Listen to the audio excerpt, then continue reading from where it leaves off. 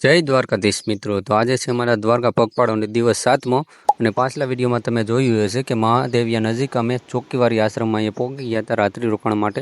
તો આજે અમારે 35 કિલોમીટર કાપીને મંદિરે પહોંચવાનું હતું અને અમે 4 વાગે ચાલતા થઈ ગયા અને રસ્તામાં અહીં મસાજ કરાવવા ઊભા રહી ગયેલા.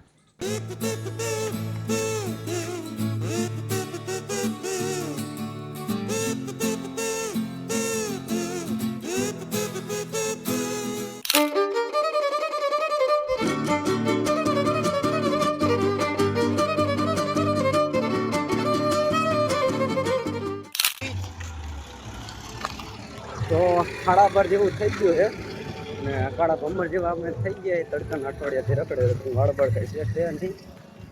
અને અહીંયા પહોંચી ગયા છે સુદામા વડે, જ્યાં કહેવાય છે સુદામા જીએ અહીંયા વિહામો ખાધો હતો, એટલે આ વડનું નામ એને ઉપરથી પડી ગયું છે સુદામા વડ. તો આપણે જોઈએ ત્યાં જઈ.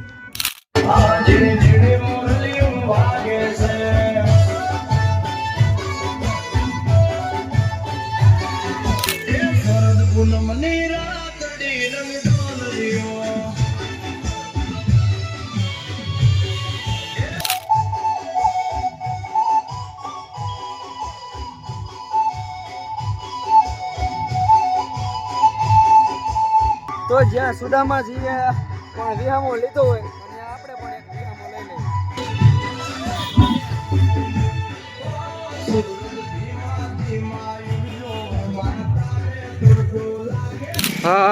હવે આપણે કઈક ધજા દેખાય છે.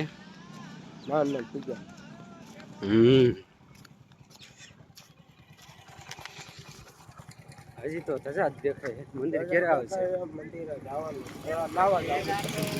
હા, તડકાના તટી ગયા એ પેલા તો નાવું જોઈએ. 3 વાગે અહીંયા દ્વારકા પહોંચી ગયા છે ને તડકો લાગ્યો છે. તો પેલા મંદિરે નથી જતા, પેલા આપણે જવાનું છે અહીં નાવા. તો પેલા નાહી લેવી અને પછી આપણે નિરાતે ઠંડકના કરીશું દર્શન. અને અંદર તો ફોન અલાઉડ નથી, આપણે બહારથી દર્શન કરાવી દઈશું. હાલે આમાં પાણી તો જરાય હે નહીં, આપણે હામા કાંઠે હમણાં જવાનું છે. આવીને અઠવાડિયું તડકા રહીને મોટા વર્તા એવાય નથી રહ્યા, એકદમ ડામર જેવા થઈ ગયા.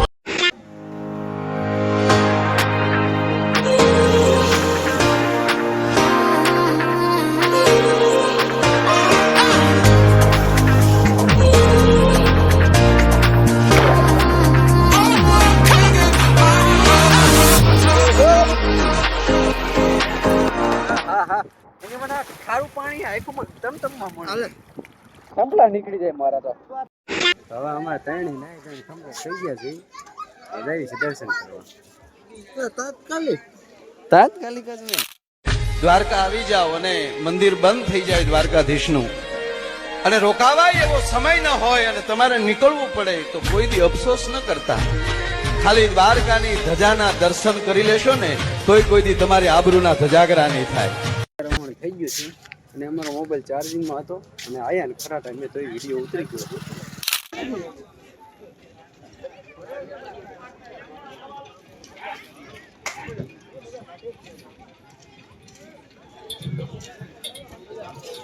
તો જે સવારે ગોમતી નદી ખાલી હતી એ અત્યારે ફૂલ ભરાઈ ગયેલી છે. સૂર્યાસ્ત થઈ ગયું છે અને અમે દર્શન પણ કરી લીધા છે અને ધજાના બદલાવી પણ નાખી છે. ને હવે જાવી છીએ, ક્યાં જવી છે ખબર નહીં. ભેટ ભેટકા જાવી છે, લોક આવી જશે એટલે ઘરે જાય કરે ને.